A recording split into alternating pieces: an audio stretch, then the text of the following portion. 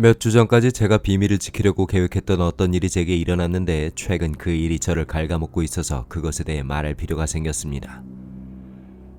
이 상황은 다크웹에 대한 이야기지만 여러분이 친구를 통해 다크웹에 대해 알게 된 의심하지 않는 영혼에 대한 다른 이야기들과는 다릅니다.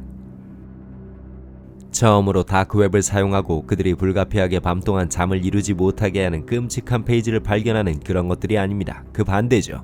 솔직히 말하면 이 호기심 많은 영혼들을 겁주는 건 사실 저예요. 제가 다크웹 장난꾸러기라는 것은 제가 다크웹에서 제 자유시간을 의심하지 않는 낯선 사람들과 장난치며 보내고 채팅방에 가입해서 그들에게 잔인하지만 명백한 가짜 비디오 링크를 보내고 사적인 채팅에서 제 웹캠 대신 비슷한 비디오를 재생해서 다른 사용자들이 사이코패스 살인범과 채팅하고 있다고 속이는 걸 의미합니다.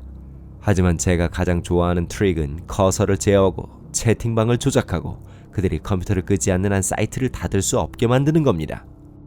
이 트릭은 가장 많은 비명소리와 공포의 표정을 짓게 하고 이 모든 것은 간단한 배시 스크립트를 실행함으로써 달성됩니다. 누군간 이게 잔인하다고 생각할지도 모르죠. 하지만 전 이걸 서비스로 봅니다. 무료 서비스라고 생각하죠.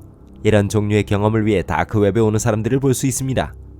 그들은 크고 나쁜 다크웹에서 누군가가 그들의 경험에 대한 무서운 이야기를 듣는 걸 듣습니다.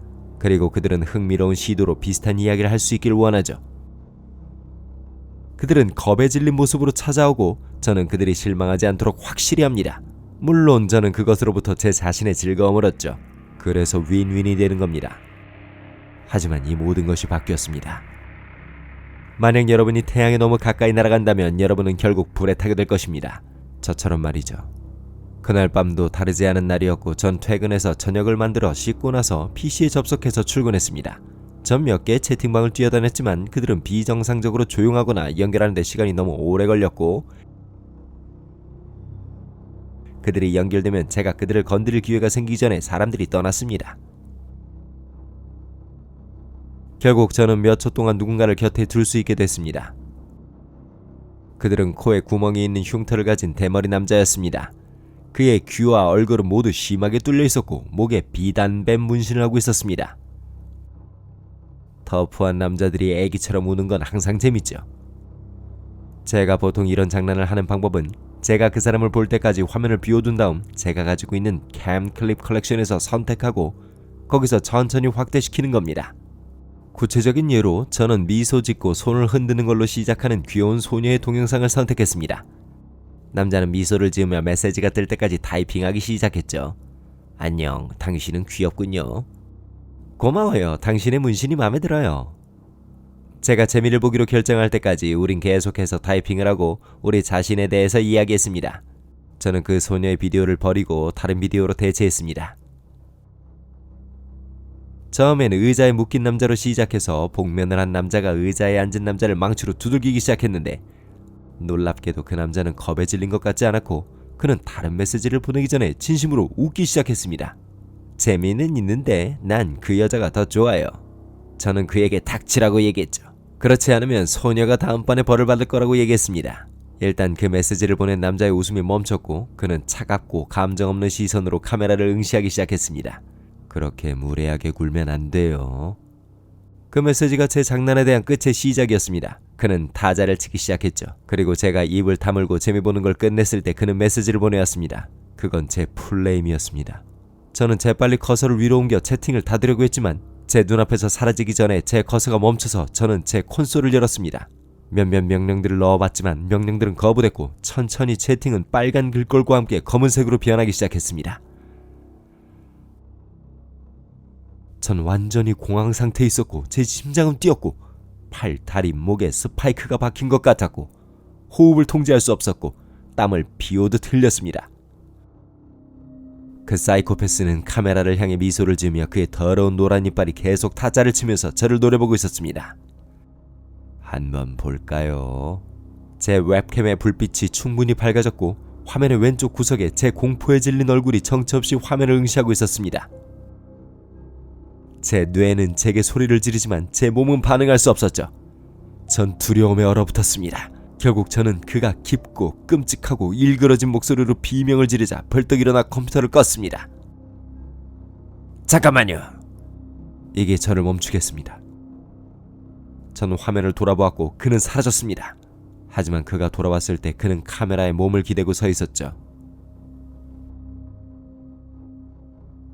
그는 주먹을 들어 벌렸고 그의 손에는 여러 개의 인간의 이빨이 떨어져서 아래 책상으로 튕겨져 나왔습니다.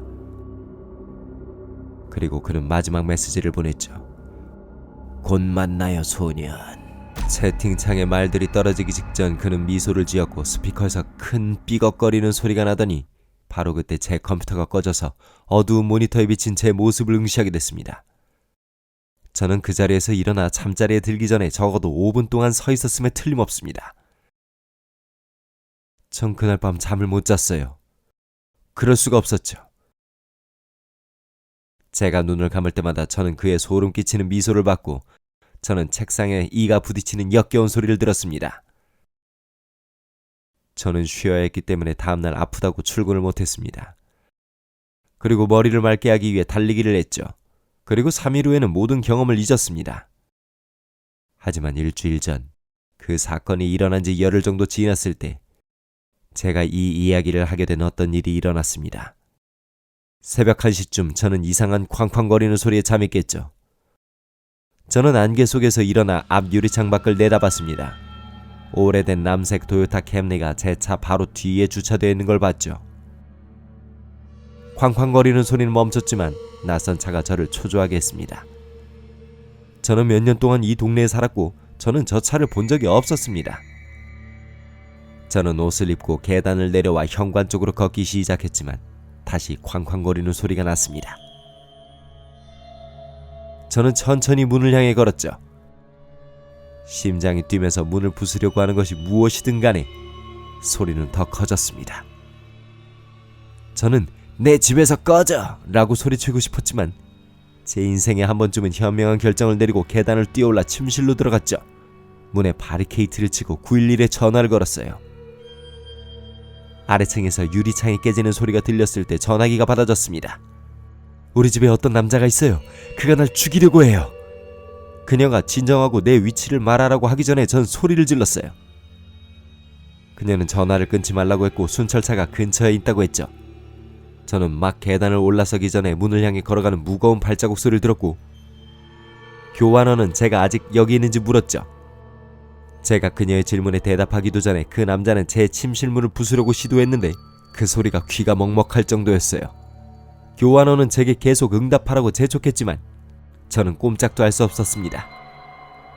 그리고 사이코의 소리가 더 가까이 다가오자 갑자기 멀리서 사이렌 소리가 들리고 쿵쾅거리는 소리가 들렸습니다. 그렇게 사이코의 소리가 점점 더 가까이 오는데 갑자기 멀리서 사이렌 소리가 들렸고 쿵쾅거리는 계단을 빨리 내려가는 소리가 들렸습니다. 그리고 차가 출발하는 소리, 그렇게 빠르게 달아나는 소리가 들렸습니다. 몇 분 후 경찰차에서 비추는 밝은 빛이 제 방을 비췄고 그렇게 어두운 상황은 끝났죠. 저는 바리케이트를 옮기고 계단을 뛰어내려가 현관 밖으로 뛰쳐나갔습니다. 그들은 얼마 동안 저를 신문하고 제 집 주변을 수색했죠. 그들은 양쪽 문에서 신발과 도끼 자국을 발견했습니다. 제 침실 문에는 그 미치광이가 뚫어놓은 커다란 구멍이 생겼습니다. 모든 조사가 마쳐지고 그들은 저를 친구 집으로 태워다 주겠다고 말했습니다. 다음날 저는 집주인에게 전화를 걸어 임대차 계약을 취소했는데 보증금과 취소 수수료가 들었고 저는 새로운 장소를 찾는 동안 친구와 함께 지냈어요. 저는 사이코가 다시 저를 찾을까봐 두려웠지만 경찰은 캠리를 봉쇄할 수 없었어요. 왜냐면 한 주에만 수천 명이 있었거든요. 저는 매일 제 목숨이 걱정되고 제가 다시 안전해질지 확실치 않습니다. 다크웹에 가까이 가지 마세요. 그건 대부분 농담꾼들에 의해 사용되지만 여러분의 삶을 위험에 빠뜨리려면 단지 한 번 잘못 클릭하기만 하면 됩니다.